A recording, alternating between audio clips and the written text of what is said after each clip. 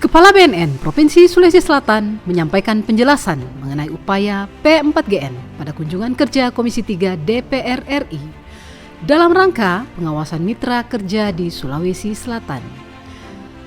Kepala BNN Provinsi Sulawesi Selatan juga memberikan masukan terkait tantangan dan permasalahan yang dihadapi di Sulawesi Selatan, termasuk dengan SDM BNN yang sedikit untuk mengcover wilayah se-Sulawesi Selatan.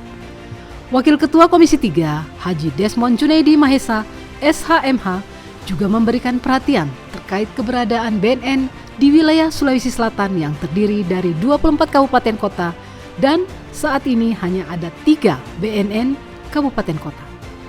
Hal tersebut tentunya perlu menjadi perhatian agar percepatan pembentukan BNN di wilayah lain dapat dilaksanakan sehingga pemutusan jaringan peredaran gelap narkoba dapat lebih maksimal.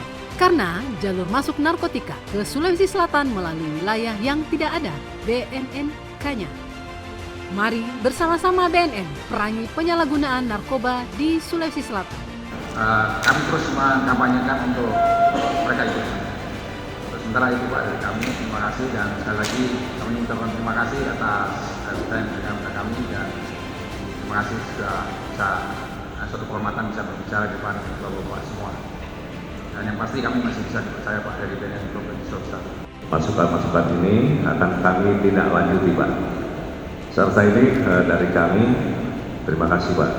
Wassalamualaikum warahmatullahi wabarakatuh.